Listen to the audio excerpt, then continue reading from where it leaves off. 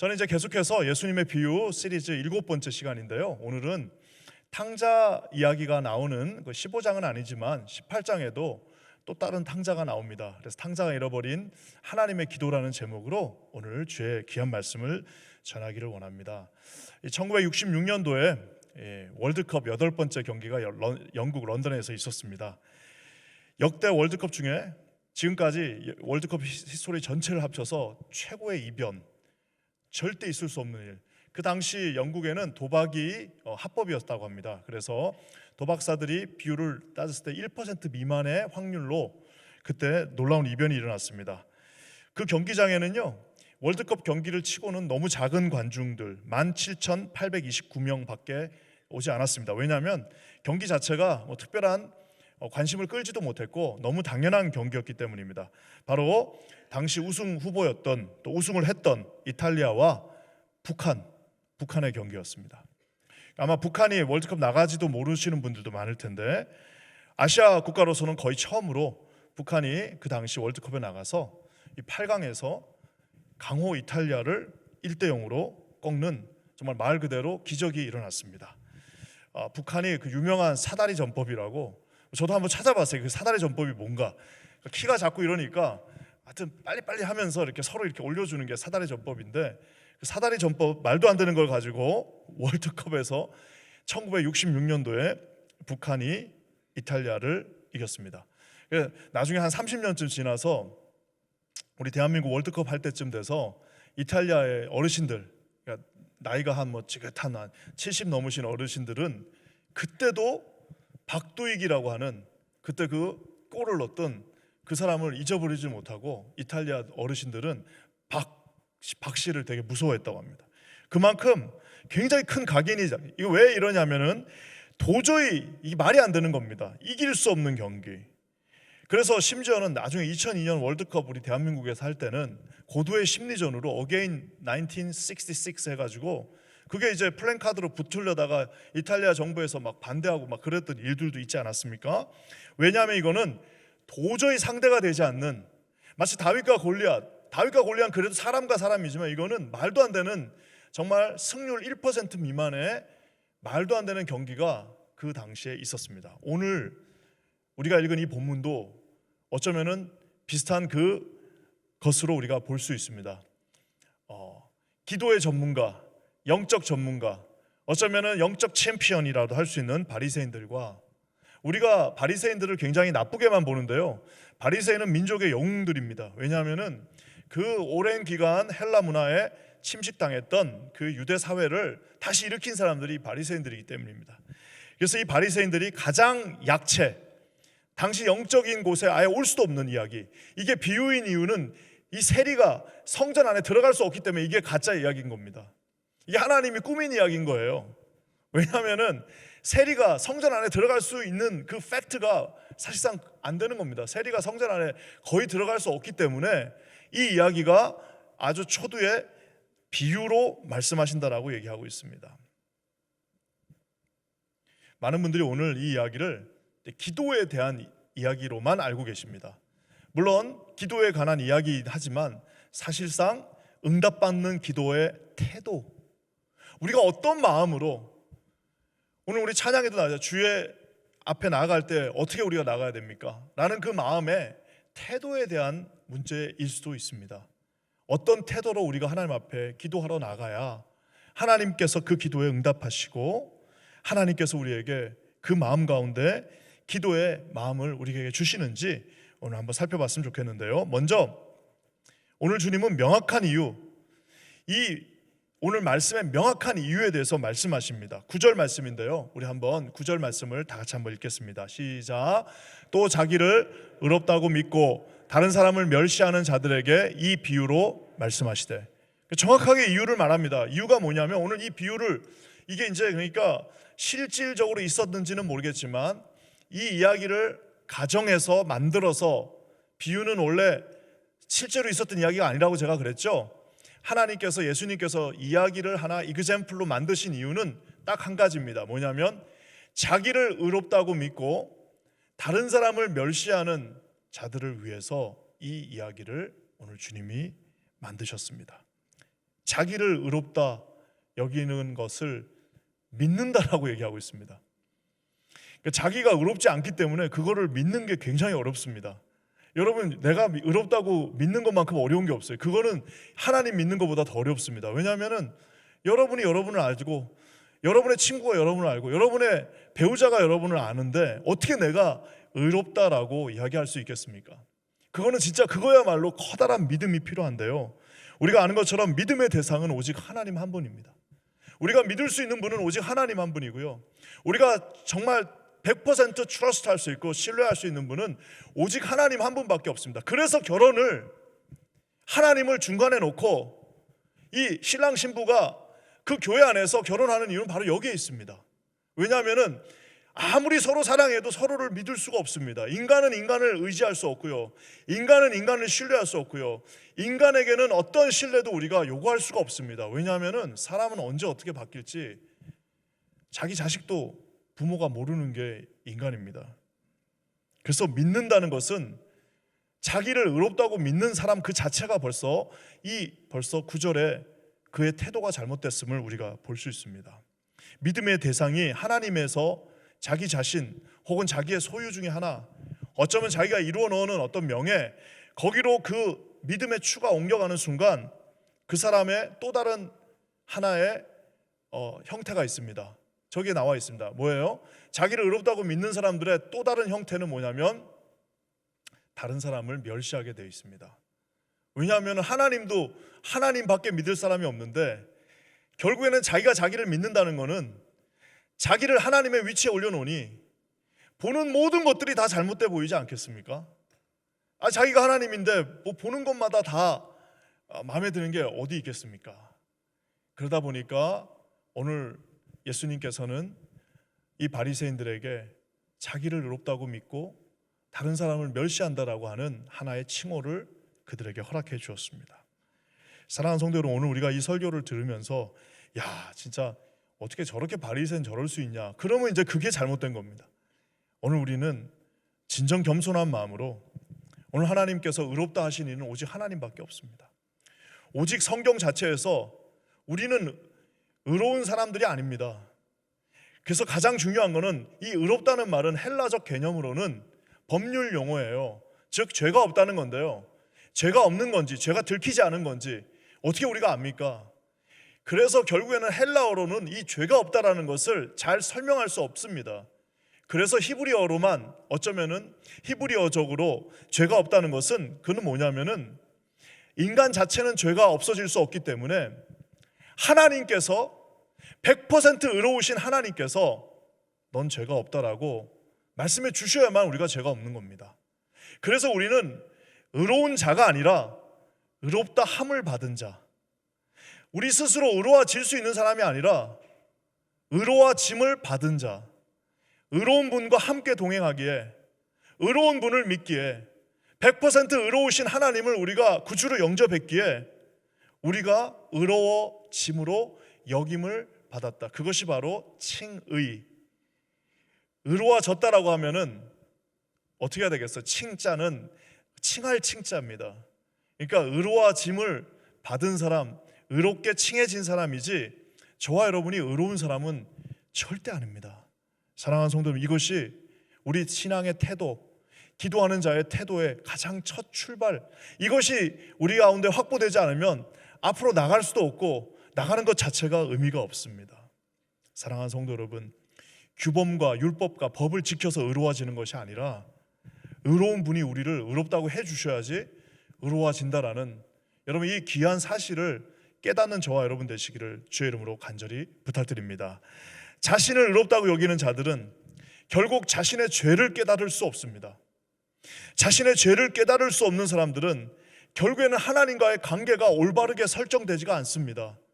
하나님은 우리의 죄를 없애주신 분이지 우리가 뭔가를 해서 그 죄를 우리 스스로 갚은 사람은 저와 여러분이 아닙니다. 하나님의 관계가 올바르지 않으니까 결국에는 이웃의 관계도 저 멸시의 관계로 뒤틀리게 되어져 있습니다. 여러분 이 순서를 잘 아셔야 됩니다. 자신이 의롭다는 것을 깨닫지 못하면 하나님과의 관계도 올바르지 않습니다. 하나님과의 관계가 올바르지 않으면 이웃과의 관계도 올바라질 수가 없습니다. 사랑하는 성도들, 우리는 다 부족합니다. 저도 죄인, 여러분도 죄인, 우리 모두는 다 죄인이지만 주께서 우리를 의롭다 여겨주신다 말씀하셨습니다.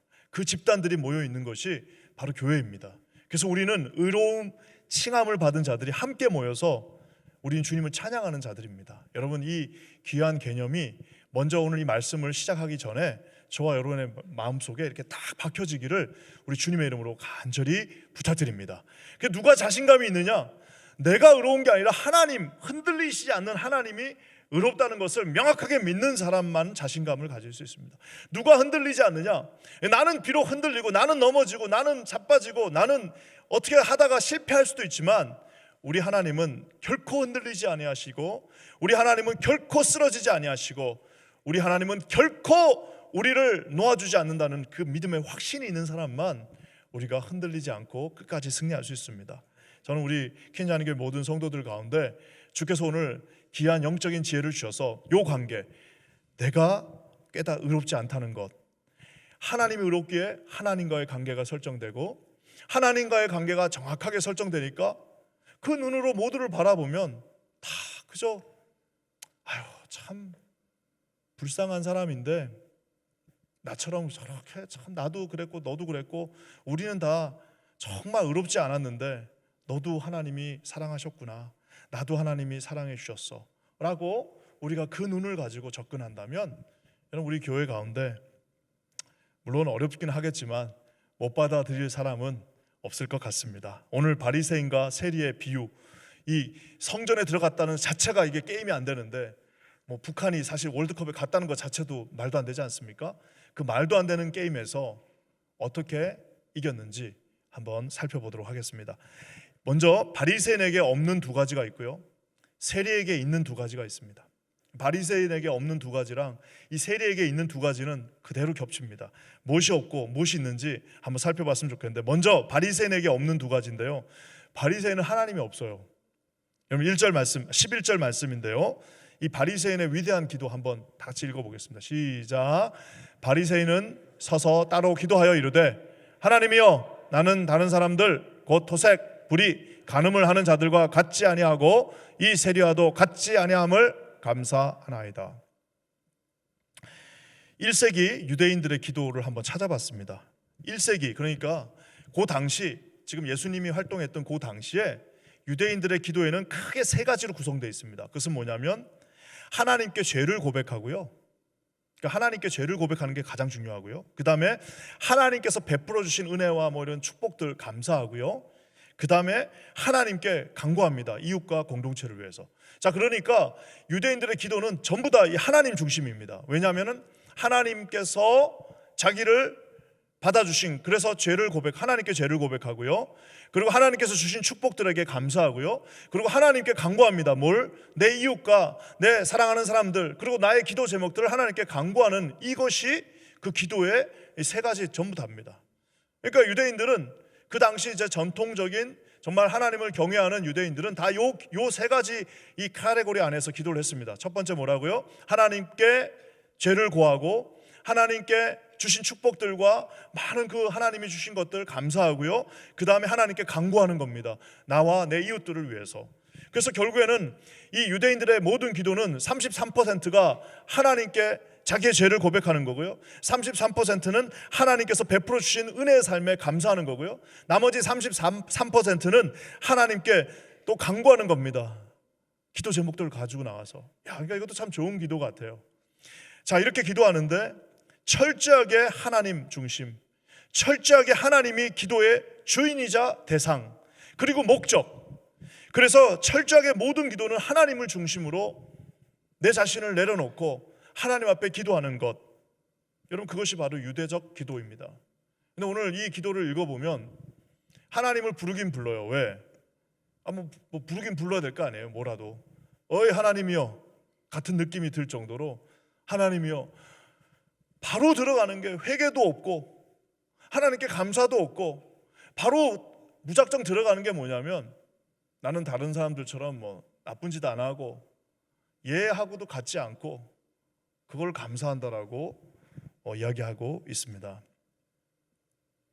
사랑하는 성도 여러분, 철저하게 하나님 중심적인 기도라는 것이 있습니다. 많은 사람들이요, 우리가 하나님 앞에 기도하러 나옵니다. 매일 새벽마다, 오늘도 뭐 새벽에 예배가 있지만 참 이렇게 우리 새벽에 나오는 동지들 보면 특별합니다. 금요일 날도 마찬가지죠. 이렇게 오면은 똑같은 분들이 똑같은 자리에서 그렇게 신실하게 매일 교회를 붙잡고 기도합니다.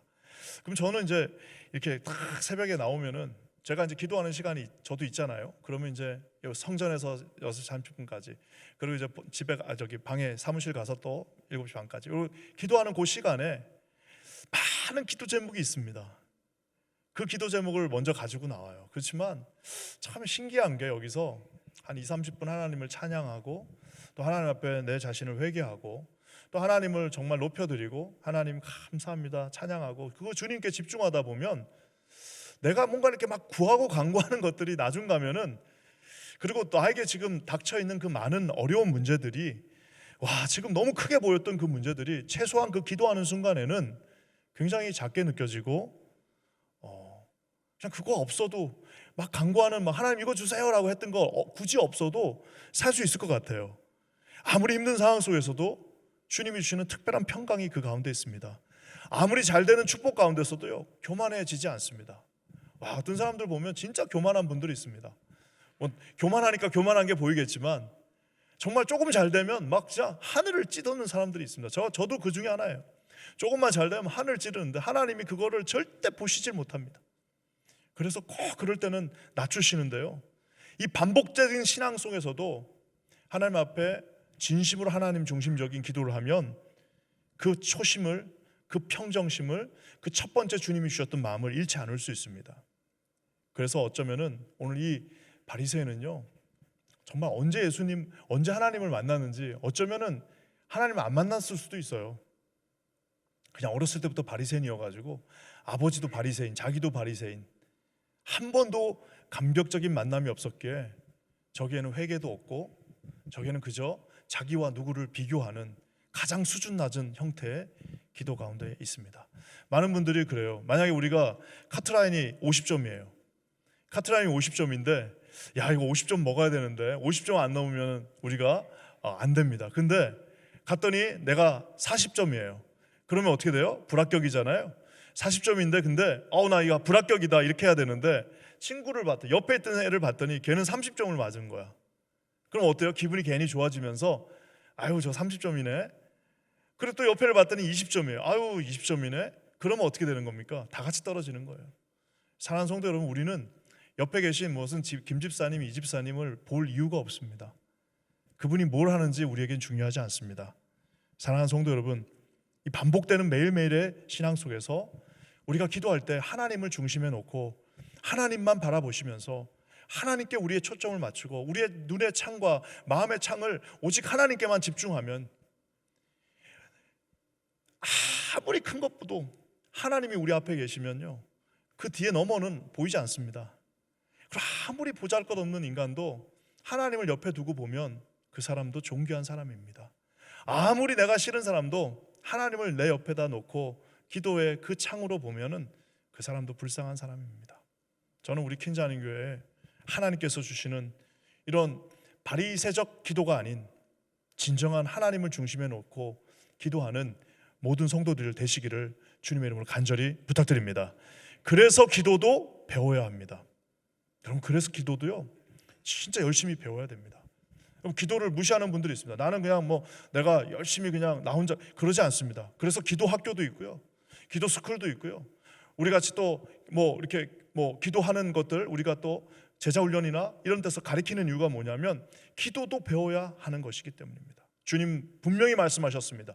중언부언하지 말고 이방인이 구하는 것들 구하지 말고 너희는 먼저 그의 나라와 그의 의를 구하라라. 심지어는 주님께서 주기도문을 통하여서 너희는 이렇게 기도하다라고 정확하게 우리에게 말씀해 주셨습니다. 저는 우리 퀸자님교회 모두가 하나님을 중심으로 한 기도, 결국에는 자기 자신이 죄인임을 깨닫는 기도. 그래서 우리가 아는 것처럼 이사야 선지자는, 그 위대한 이사야 선지자, 많은 왕을 섬겼고 쓰러져가는 나라를 살렸던 그 이사야 선지자가 하나님을 처음 보고 난 다음에 그의 입에서 나왔던 것은 야, 내가 누구보다 대단하다는 그런 바리새적인 그런 생각이 아니라 하나님을 딱 보자마자 그의 입술에서 나왔던 말씀은 주님, 이 내 입술 이거 어떡합니까? 화로다 나는 망하게 되었도다.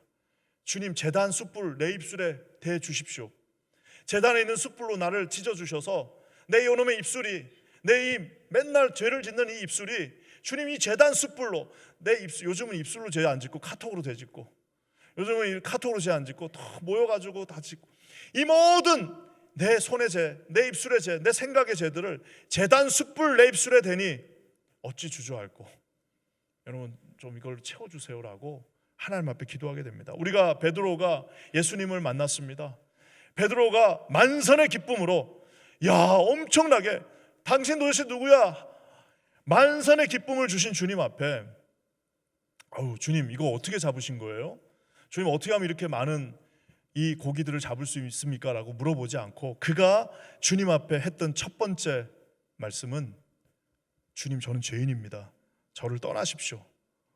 저를 떠나주세요. 저는 죄인입니다라고 말했다는 사실을 기억하시기 바랍니다. 사랑하는 성도 여러분, 하나님이 크면 클수록 우리 죄가 더 크게 보입니다. 누가 나는 죄가 없다라고 그러냐면 하나님이 작게 보이는 사람은 죄가 작게 보입니다. 하지만 하나님이 크게 보이는 분들은 내 자신이 정말 If he's not with me, I'm nothing. 내가 아무것도 아니라는 사실을 그냥 고백이 아니라 그것은 팩트가 되고 그것은 그냥 내 입술에서 나오는 하나의 주님을 향한 고백 될 수밖에 없다는 사실입니다. 그래서 이 바리새인의 기도에는 지금 하나님이 결여되어져 있습니다. 저는 우리 킨자님교회 모든 성도들에게 오늘 부탁드리고 싶은 말씀은, 저도 그렇고 여러분도 그렇고, 여러분이 기도할 때 그렇게 많이 기도하면 뭐합니까? 저 바리새인들이 저렇게 매일 나가서 기도하면 뭐합니까? 하나님 없는 기도, 하나님의 마음을 모르는 기도, 하나님의 눈으로 세상을 보지 못하는 기도, 하나님이 그렇게 원하시는 것들을 그 창으로 볼 수 없는 그 기도, 결국에는 자기 이익 기도, 그냥 성황당에다 기도하던 것, 100년 전에 그냥 성황당에다가 놓고 아무 생각 없이 기도하던 그것을 교회 와서도 그대로 하는 분들이 얼마나 우리 가운데 많은지 모릅니다. 저는 사랑하는 성도 여러분, 오늘 이 바리새인의 오죽하셨으면 주님이 없는 얘기를 끄집어가지고 바리새인과 세리를 성전 안에다 집어넣어놓고 비유로 말씀하셨겠습니까?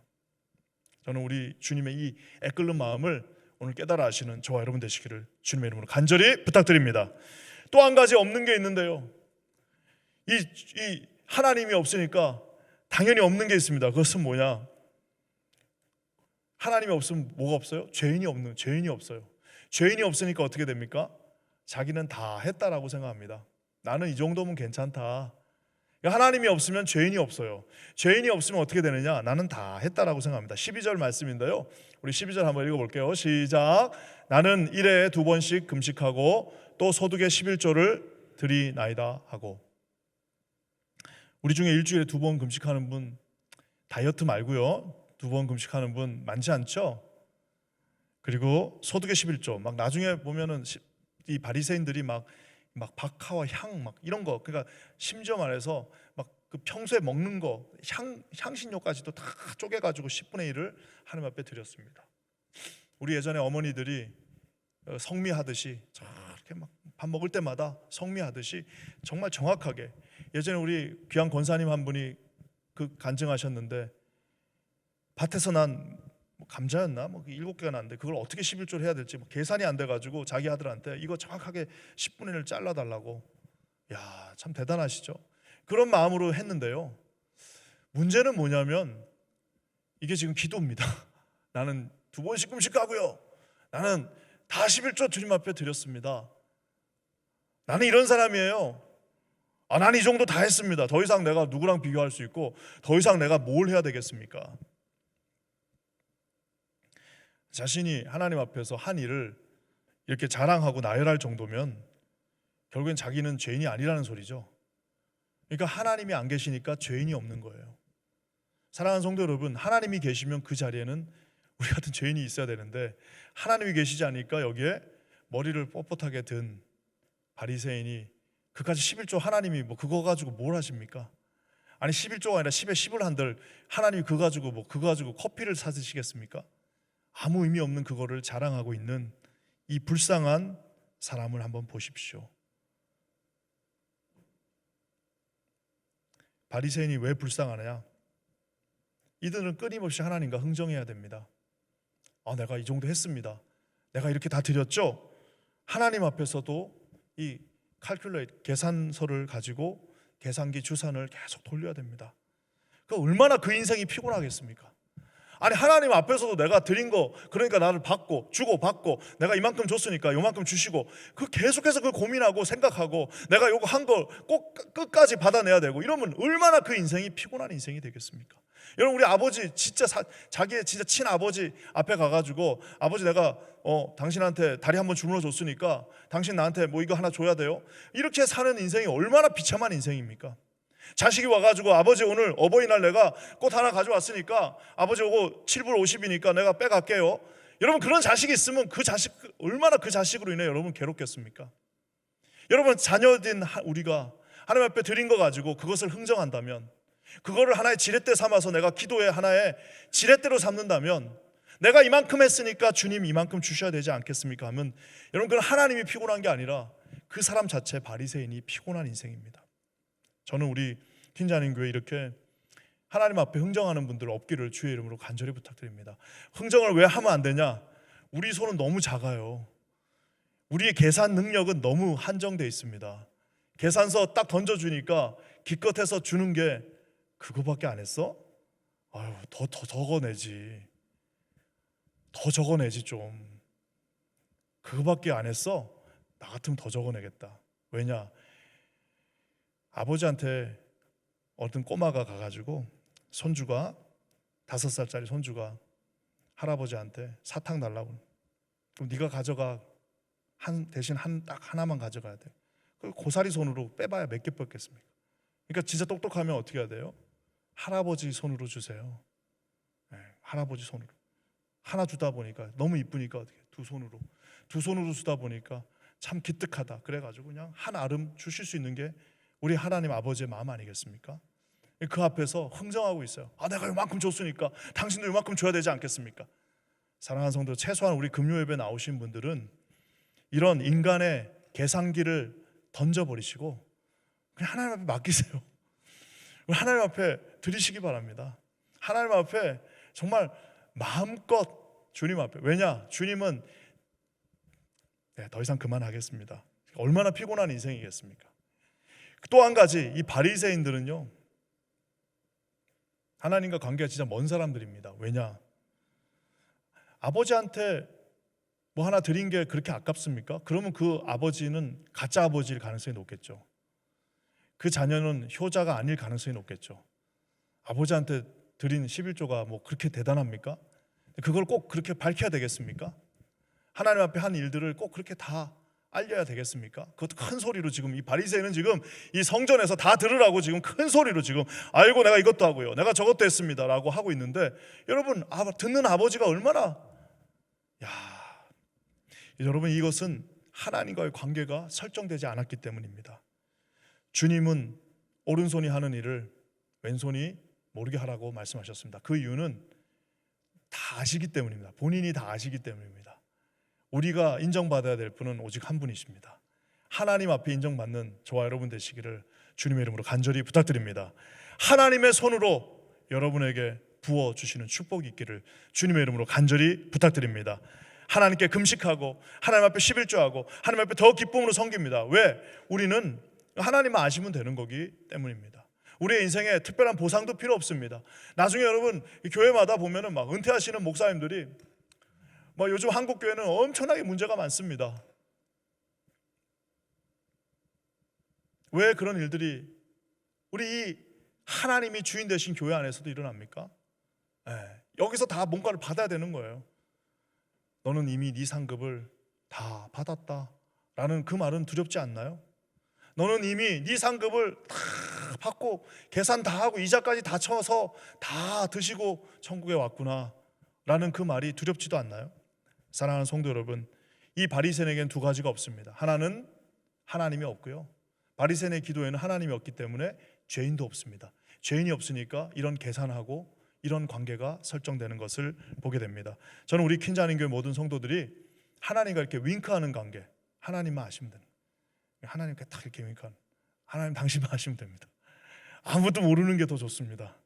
주님 당신만 아시면 저는 그게 제일 좋습니다. 왜?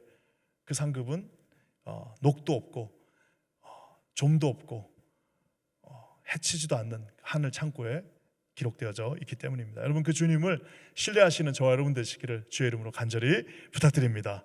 자, 이제 세리의 기도는 완전히 다릅니다. 13절 말씀인데요, 세리의 기도에는 죄인이 있습니다. 한번 다 같이 13절 읽겠습니다. 시작. 세리는 멀리 서서 감히 눈을 들어 하늘을 쳐다보지도 못하고 다만 가슴을 치며 이르되 하나님이여 불쌍히 여기소서 나는 죄인이로소이다 하였나이다느니라. 예전에 제가 아는 히브리어 교수님이 맨날 히브리어 이렇게 답을 못하면 자네 벽돌로 가슴을 치게 맨날 그러셨던 분이 하나 있습니다. 벽돌로 가슴을 치라고 맨날 못하면 벽돌로 가슴을 치라는데, 여러분, 가슴을 친다는 것은 당시에 정말 말 그대로 자신이 크게 잘못했을 때 하는 일입니다. 오늘 이 세리는요, 저기 보면은 특별한 행동들이 많이 나옵니다. 멀리 서서 감히 눈을 들어 하늘을 쳐다보지도 못하고 가슴을 치면서 오늘 말하고 있는 것을 봅니다. 그러면서 영어로는 여기 보면은 a sinner라고 나오잖아요. God be merciful to me, a sinner, a sinner라고 나오는데, 사실상 영어로는 이제 a sinner지만 그냥 한 죄인이지만 사실상 헬라어적으로는 the sinner, 즉 뭐예요? 아주 그냥 정확하게 저는 그 죄인입니다. 저는 그 단순한 그냥 a sinner가 아니라 저는 아주 그놈입니다. 우리 좀 더 사실상 더 번역을 하면 저는 제가 바로 그 아주 악질 그놈입니다라고 하는 게 어쩌면은 더 맞는 표현인 것 같습니다. 아주 큰 죄인입니다. 아주 악질 죄인입니다라고 지금 말하고 있습니다. 사랑하는 성도 여러분, 기도의 첫 출발은, 그리고 우리가 하나님을 만나는 첫 출발은 내가 죄인임을, 그냥 죄인이 아니라 도저히 용서받을 수 없는, 탕감받을 수 없는 죄인임을 깨닫는 것이 기도와 하나님 관계의 첫 출발입니다. 그래서 사도 바울이, 여러분, 처음 주님을 만났을 때 사도 바울이 주님 앞에 나는 죄인의 그냥 A 시너가 아니라 나는 죄인의 캡틴이다, 나는 죄인의 개수다 라고 말했던 이유는 바로 거기에 있습니다. 사랑하는 성도 여러분, 오늘 이 세리가 아주 자기 설정을 정확하게 합니다. 왜냐하면 기도자의 첫 번째는 하나님, 저는 죄인입니다. 그래서 기도하는 사람들끼리요 서로 잘 어울립니다. 기도하는 사람들은요, 그 옛날에 이제 일이지만 한국에서 오살리 금식기도원, 강남 금식기도원, 저기 안양의 갈멜산 기도원, 저기 또 삼각산 그 예능교에서 출발한 삼각산 기도원, 전국에 유명한 기도원들이 다 있습니다. 가면요, 그 기도하는 그 방에 뭐 지금처럼 2인 1실 그런 게 아니라 한 방에 17명, 20명씩 자는데 그냥 저 팔도에서 다 몰려왔는데, 아저씨고 뭐 상관없어요. 가서 기도하는 사람들은요, 그 당시에 그냥 딱 누우면은 옆에 있는 아저씨한테 아저씨 어디서 오셨어요? 집사님 어디서 오셨어요? 광주에서 왔어요. 그러셔요. 기도하는 사람들끼리는 서로 잘 통합니다. 왜? 서로 잘 어울립니다. 왜? 죄인들끼리 나도 용서받을 수 없는데 너도 용서 못 받고 우리는 용서받을 수 없는 죄인이라는 사실을 정확하게 알고 있기 때문에 기도하는 사람들은 팔도에 어디서 와도, 나이 차이가 아무리 나도 그 기도원에서 만난 사람들 그렇게 좋을 수가 없습니다. 왜? 죄인임을 깨닫는 사람들이 서로를 불쌍히 여기기 때문입니다. 사랑하는 성도 여러분, 그래서 죄인임을 깨닫는 그런 목사님들과 장로님들이 많은 교회는 그 복받은 교회입니다. 왜? 목사님이 내가 죄인인 것을 깨닫고 있어요. 장로님들이 내가 진짜 나쁜 사람이라는 걸 알고 있어요. 권사님들이 내가 진짜 못됐다는, 내 한때 정말 못됐다는 것을 정확하게 알고 있는 그 교회는 어떤 교회예요? 누가 가도 나도 옛날에 그랬어, 나 30년 전의 모습을 딱 보니까 네 얼굴이네, 괜찮아요, 나도 그랬어요. 그래도 하나님이 다 바꿔주십니다. 하나님이 다 용서해 주시고 나도 한때 그랬어요, 괜찮아요, 좀 그냥 교회 앞마당에 담배 좀 피세요, 괜찮아요, 나도 다 피고 그랬어, 그거 뭐 나도 폈는데 뭐 어떡하겠어, 피라는 소리 아닙니다. 그래야지 그냥 그거 갔다고 막 그냥 새로운 사람을 막 박박박박 잡고 이러면은 그리고 어떻게 그 설 수 있겠습니까? 유명한 찬송 하나 있습니다. 옛날에 D.L. 무디가 생키랑 영국에서 집회할 때 어떤 한 여인이 막 눈물 흘리면서 회개하면서 하는 장면을 보고 지은 찬양입니다. 나 주의 도움 받고자 주 예수님께 빕니다. 그 구원 허락하시사 날 받아 주소서. 내 모습 이대로 주 받아 주소서. 날 위해 돌아가신 주 날 받아 주소서. 그 찬양이 얼마나 성경적입니까? 나 주의 도움 받고자 주 예수님께 기도합니다. 빕니다. 그 구원은 허락이 된 거지 내가 얻은 게 아니에요. 그 구원 허락하시사 날 받아주세요. 그러니까 나도 받아졌는데 누구를 못 받겠습니까? 내 모습 이대로 주 받아 주소서. 날 위해 돌아가신 주 날 받아 주소서. 사랑하는 성도 여러분, 그렇게 하니까 진짜 거기에 하나님이 계신 기도, 그러니까 내가 죄인임을 깨달으면 그 기도에 이제 하나님이 보이기 시작합니다. 하나님이 어떻게 보이는 거예요? 저기 불쌍히 여기세요. 영어로는 be merciful이지만 사실상 제사 용어인 속죄해 주세요가 조금 더 가깝습니다. 주님, 저를 속죄해 주세요. 우리가 잘 아는 것처럼 지금 일주일에 2번 드리는 이 제사, 이 성전에서의 제사는 속죄제입니다. 즉 모든 자신들의 죄악들을 가지고 나와 그 제물들을 하나님 앞에 태우면서 드리는 이 속죄제를 지금 드리고 있는데, 그 속죄제를 멀리서 바라보는 이 세리가 지금 저기 타고 있는, 저기 지금 불살라지고 있는 저 제물처럼 주님, 내가 주님 앞에 나가오니 나를 속죄제로 드립니다. 저를 받아주세요. 내 죄악을 저렇게 속죄해 주세요. 속량해 주세요. 리딤해 주세요. 주님밖에 없습니다 라고 지금 기도하고 있습니다. 내 죄가 산더미 같은데 어떻게 남의 죄를 가지고 지금 제가 참 죄를 많이 짓고 있네, 이런 말을 하는 사람은 자기가 지금 죄가 없다고 생각하는 사람이에요. 지금 자기 죄가 지금 산더미 같아갖고 내가 지금 이제 하나님이 용서해 주지 않으면 지금 저 속죄제처럼 불태워져야 되는데 남의 것이 보인다는 것은 그것은 자기가 죄가 없다는 착각 속에 살고 있던 하나의 증거입니다. 오늘 세리가 가슴을 치면서 멀리 서서 기도하고 있습니다. 참 재밌죠. 어떤 학자가 이걸 또 발견했어요. 바리새인은 기도하는데 26단어를 썼고요, 세리는 5단어만 딱 썼습니다. 저기 5단어잖아요. 나는 죄인입니다. 불쌍히 여겨주세요. 딱 5단어예요, 헬라어로. 근데 더 웃긴 거는 바리새인은 자세가 딱 5단어밖에 없는데 헬라어로 이 세리는 12자세, 멀리 서서 감히 눈을 들어 하늘을 쳐다보지도 못하고 가슴을 치고 하는 게 이게 12단어로 되어 있습니다. 그러니까 뭐예요? 정말 자신을 낮추며 가슴을 치며 기도하고 있는 이 세리의 정말 절박한 마음을 오늘 볼 수 있습니다. 사랑하는 성도 여러분, 내가 죄인임을 알게 되면 오히려 굉장히 자유로워집니다. 왜냐하면 내가 하나님의 사명을 감당할 수 없는 사람임을 잘 알기 때문입니다. 그러면 이제 어떻게 되는 거예요? 주님을 의지해야 됩니다. 주님을 의지해야지 우리가 사명을 감당할 수 있죠. 왜? 그분이 힘주시고 또 그분이 인도하시고 나는 그거 안에서 평안함을 누릴 수 있습니다. 제가 저 같은 부족한 시골 사람이 여기 우리 이 수백 명의 뉴욕 분들을 어떻게 담임 목사로 섬기겠습니까? 하루도 기도하지 않으면, 정말 단 1시간도 하루라도 기도를 하지 않으면 내 자신이 설 수 없다는 것을 제 자신이 너무나도 잘 알고 있습니다.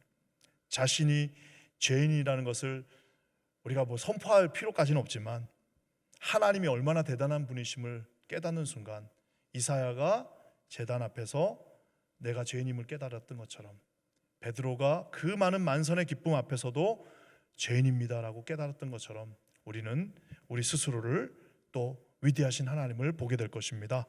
사랑하는 성도 여러분, 주님 안에서 진정한 자유함, 그리고 주님 안에서 진정한 자신감, 주님 안에서 진정한 자비를 느끼시는, 그래서 정말 아름다운 크리스천들 되시기를 주의 이름으로 간절히 부탁드립니다. 오늘 말씀을 마무리하면서요, 주님이 마지막에 그래서 심판자이시며 판결자 되시는 주님이 이제 판정을 내립니다. 누가 더 잘했나? 14절 말씀인데요. 우리 한번 14절 다 같이 읽겠습니다. 시작. 내가 너희에게 이르노니 이에 저 바리새인이 아니고 이 사람이 의롭다 하심을 받고 그의 집으로 내려갔느니라.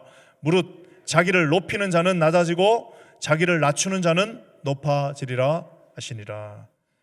그러니까 이제 바리새인 케오페, 오늘 세리 케오승 해가지고 주님이 그 자리에서 판정을 내리시고요. 심지어 바리새인이라는 말도 없애버리고 이 사람이 이렇게 딱 말합니다. 이 사람이 의롭다 하심을 받고 그의 집으로 내려갔다라고 정확하게 그를 지칭하는 것을 보게 됩니다. 사랑하는 성도 여러분, 저는 오늘 이 말씀을 마무리하면서 우리에게 하나님이 주시는 이 깊은 위로와 평강이 있었으면 좋겠습니다. 왜냐하면 우리는 그렇게 대단한 사람들이 아닙니다. 하지만 우리는 위대한 일을 할 수 있습니다. 언제? 하나님이 우리 기도의 주인이 되시고, 그리고 하나님의 기도의 주인, 우리가 부족하다는 죄인이라는 사실을 깨달으면 주님이 그 다음부터 일하시고 우리에게 힘을 주십니다. 여러분이 놀라운 사실은 누가복음은 누가는 의사, 말 그대로 정말 똑똑한 사람입니다. 어느 것 하나 그냥 섣불리 넣어놓지 않았는데 오늘 이 18장의 말씀이 다 끝나면서 지금 저 바리새인과 저 세리는 아까 제가 얘기한 것처럼 가상의 인물, 즉 비유 속에 나온 인물이었다고 말하고 있습니다. 자, 근데 그냥 그렇게 끝나지 않고요. 18장 후반으로 가면 무슨 이야기가 나오느냐? 우리가 잘 아는 부자 청년 이야기가 나옵니다. 부자 청년은 뭐예요? 저 바리새인의 현현입니다. 그건 실제로 있었던 일이죠. 자, 그렇다면 저 세리는 또 누가 어떻게 현현될까요? 18장을 넘어 19장으로 가면 그 유명한 이야기 하나가 나옵니다. 바로 삭개오의 이야기입니다. 저 개인적으로는 제가 성경을 위대하게 해석하는 신학자까지는 아니어도 저는 하나님께서, 예수님께서 이 삭개오를 염두하시고 그 전장에 이 이야기를 했다라고 믿는 사람 중에 한 명입니다. 여러분, 삭개오의 고백이 얼마나 대단합니까? 11조요? 그런 삭개오에게 아무 의미가 없습니다. 재산의 반을, 내가 지금 째째하게 11조가 아니라 내 재산의 반을 당신이 원하면 드리겠다. 토색한 게 있으면 4배를 갚겠다. 오늘 구원이 이 가정에 임했다. 너도 아브라함의 자손이다. 주님이 말씀하십니다. 사랑하는 성도 여러분, 주님의 이야기는 끝이 나지 않습니다. 이제는 저와 여러분에게 도전하고 계십니다. 바리새인의 길, 부자 청년의 길, 거기로 가시는 분들 많습니다. 교회에 얼마나 많은지 모릅니다. 여러분, 정말 하나님께서 원하시는 진정한 기도자의 길, 승리자의 길, 정말 진정으로 겸손한 길, 주님이 기뻐하시는 길, 십자가를 질 수 있는 길, 결국에는 영광의 길, 여러분 그 길을 선택하시는 저와 여러분 되시기를 주의 이름으로 간절히 부탁드립니다. 우리 함께 기도하겠습니다. 거룩한 주님, 감사합니다. 우리가 하나님 앞에 자신 있게 설 수 있는 이유는 우리가 죄인임을 뼈저리게 깨달아 알고 있기 때문입니다. 하나님, 우리가 주님 앞에 맡겨주신 사명을 온전히 감당할 수 있는 이유는 하나님이 우리의 유일한 아버지의 믿음의 대상자요 기도의 주체자가 되심을 우리가 알고 있기 때문입니다. 하나님 앞에 오늘도 주님을 신뢰하며 나갑니다. 주님 이 자리에 함께하여 주시옵소서. 놀라운 일을 이루실 주를 찬송하며 예수님의 이름으로 간절히 기도합니다. 아멘.